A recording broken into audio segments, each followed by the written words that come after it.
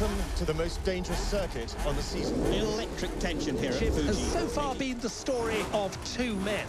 Grueling and incredibly dramatic season comes down. And the racing grudge match of the decade. The James Hunt-Niki Lauda rivalry is one of the greatest in all of sports. Their story is so remarkable that you could only do it if it was true, because people wouldn't quite believe it. Niki Lauda and James Hunt side by side, an incredible battle between these two great drivers. The film tracks right up until the end of the 1976 season, where the rivalry comes to a dramatic head. That wind you can feel is me breathing down your neck. Next time I'll have you. One of the things they say about that period, the 70s, in the Formula One world is that's when sex was safe and driving was dangerous. I accept every time I get in my car. There's 20% chance I could die. Niki approached it as rationally and as professionally as possible. Whereas James Hunt was a flamboyant ladies' man. I've been told you're a bad boy. He lived a rock and roll life, but had the talent to still put himself in the car and go like hell. Talk to me, James. Don't make a stranger of me. Don't go to men who are willing to kill themselves driving in circles looking for normality. One of the fascinating aspects about that story is that fearlessness that these guys had. Like modern knights, constantly facing death. I'm quicker than all of you. Fine. Then let's race. This will to win was driving both of these guys, and that all kind of came to a head in that 1976 season. They were willing to risk their lives to attain this elite status. They paid a price for it. They paid a price for it, but they defined themselves. I feel responsible for what happened.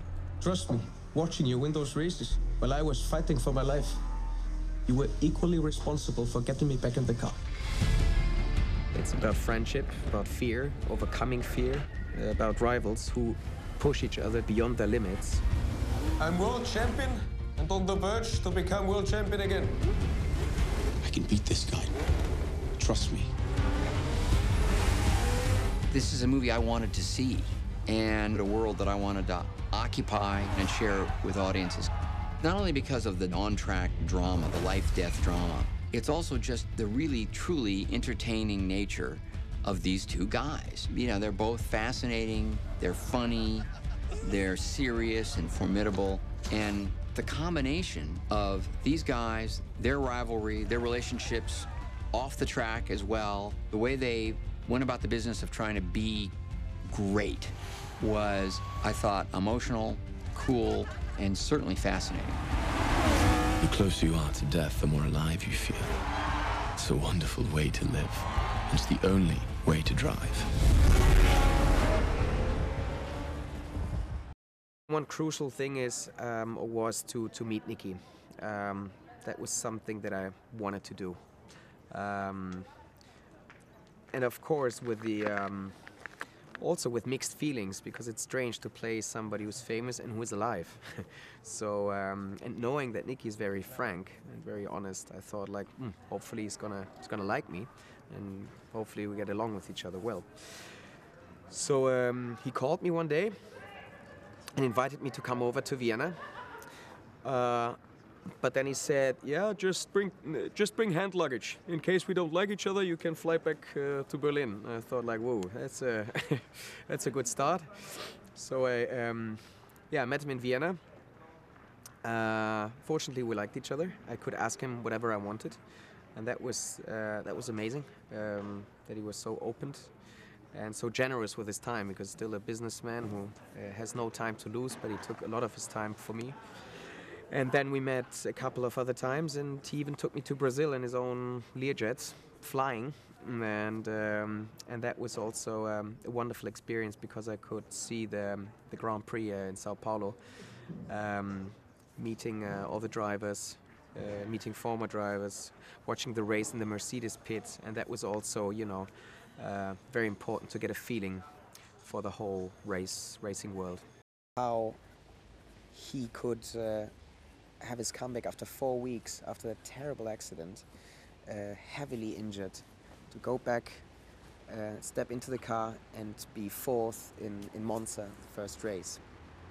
It's a very heroic moment in the film. I loved shooting this scene because I was carried on shoulders, and I felt like a king. And that's a very emotional moment in the movie, of course. I asked him, is it difficult to play me? And he said, yes, because you are alive and you are known through television and other things. So people know how you talk and what you do. So it's very difficult for me to really play you. And this is his challenge. So he came to Vienna to get the Austrian language taught and my way of talking English. And I think he did a very good job to really be the real Niki Lauda.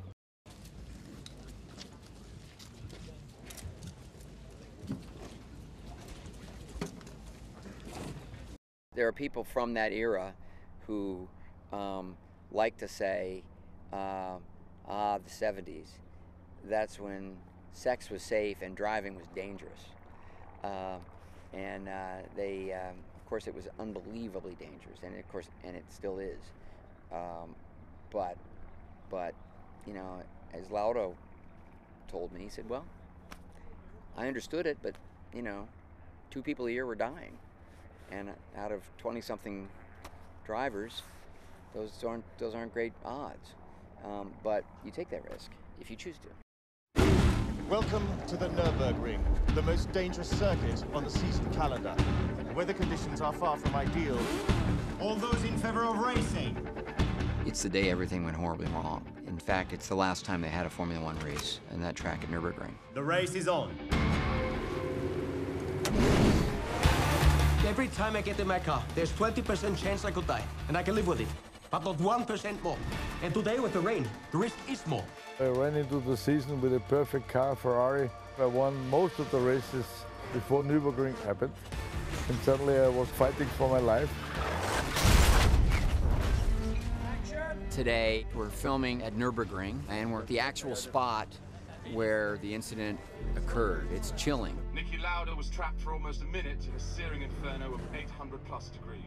I think innately everybody understands that there's something extraordinary about this opportunity, and there's a responsibility involved as well to really try to get this right. I feel responsible for what happened. Trust me, watching you win those races while I was fighting for my life, you were equally responsible for getting me back in the car. I'm world champion and on the verge to become world champion again. The closer you are to death, the more alive you feel. It's a wonderful way to live. It's the only way to drive.